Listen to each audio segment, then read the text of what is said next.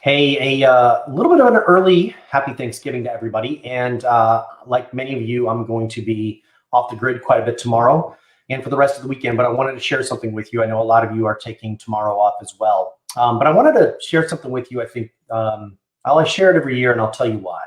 So back in, it's really, quite frankly, one of the best Thanksgivings I've ever had in my life. And it's not because everything was going great. I've put a post here, a link to a post that's on my page, MatthewGalogly.com.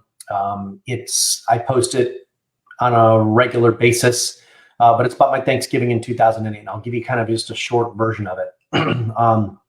So in 2008, for those, at that time, I was in the real estate business. I had a real estate investment company, training company, licensing company, and private money company. And as the Great Recession hit, that business came tumbling down, and it came tumbling down really, really fast. It literally was like trying to catch a falling knife. It was anybody who has been through this. I know there's quite a few of you out there, Scott and Tyler, and a bunch of you and Donna that went through that time. You know how brutal that was. And for me, things got really, really bad, really, really fast. It was also a period of my life that I was really exploring a deep level of connection with God. One that I still have today, but I was going through all these processes, and this story tells it. And it really tells the story. I literally on Thanksgiving morning of 2008, I got up at 3 o'clock in the morning, grabbed the minivan, and went over to my office and loaded up my office because I couldn't make the rent, and I knew I wasn't going to be able to make any more rent. I was completely and totally and utterly out of cash.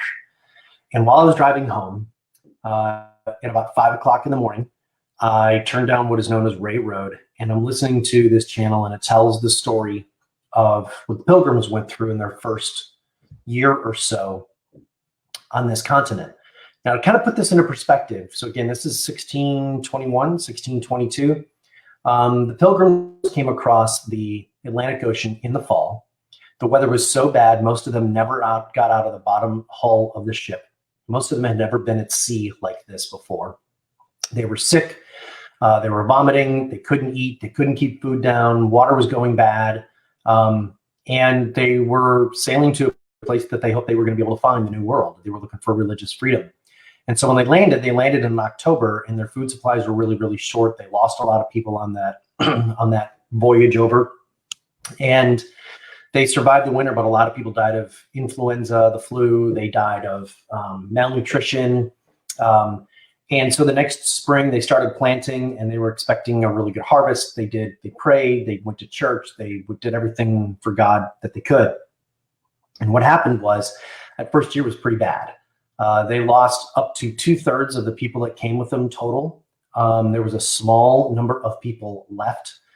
They were really, really light on food. And what happened was, well, a tradition that I still do to this day. And the tradition is this. And I'm going to read some of this because, it's just easier to read it. So my Thanksgiving at that time, I mean, we're not going to have the regular feast. My in-laws bought us a turkey. I think even our oven was broken. So we had to use we used the grill outside. And I think I also used like the toaster oven to be able to cook everything in a microwave. But what I did was, while I was listening to this story, and what happened was that first Thanksgiving, quote unquote, celebration that the Pilgrims had in their first full year of being in the New World.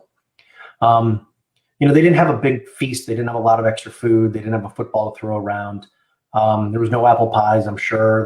Maybe there were late afternoon naps or not. Who knows?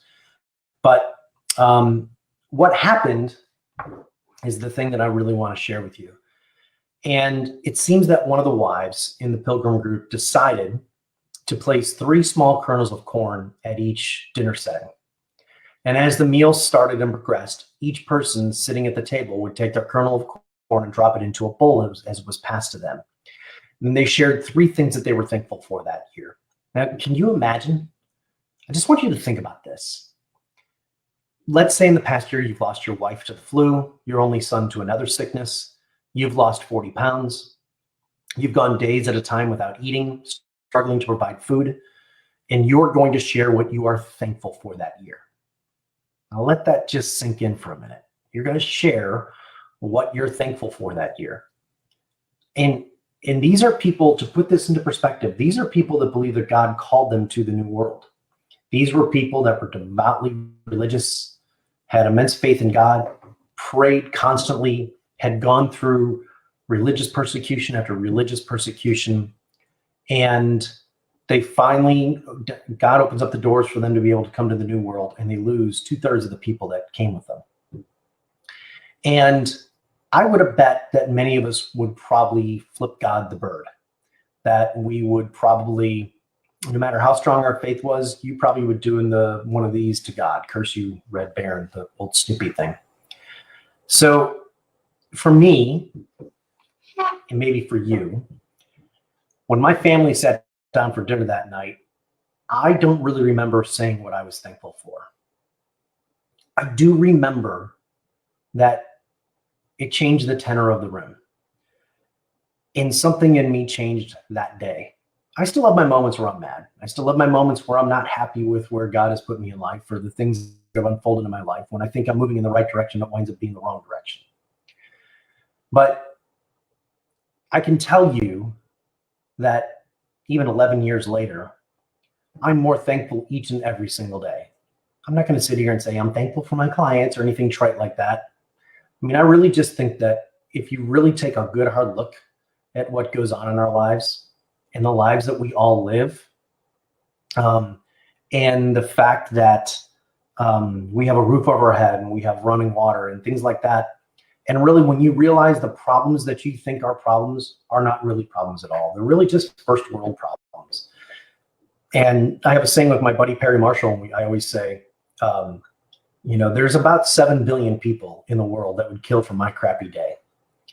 And so here's the thing that I'd like you to remember this Thanksgiving.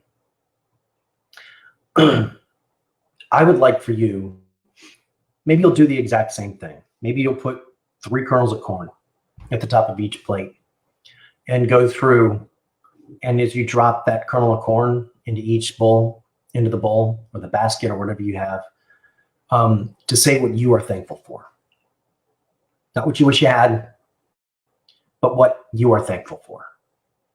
And it might be the simplest things in the world. For me at that time, it was things like keeping the power on. It was mysterious checks that showed up at our door. It was food in the pantry.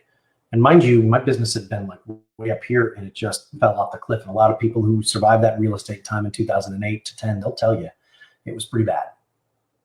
So that's what I want you to do. That's my request of you this Thanksgiving is hold somebody closer. Don't let you love them. Give a little bit more grace to the people who sit at the dinner table that don't share your same political views or same religious views, but just love them in the process that they're in. Learn to love yourself a little bit more. And when you drop that kernel into the basket, be just a little bit more thankful. So that's my wish for you today on this Thanksgiving Eve on a Tuesday night. So there you go. I wish you all a happy Thanksgiving and have a wonderful, wonderful time, and save a piece of apple pie for me. I'll talk to y'all later. Have a great day.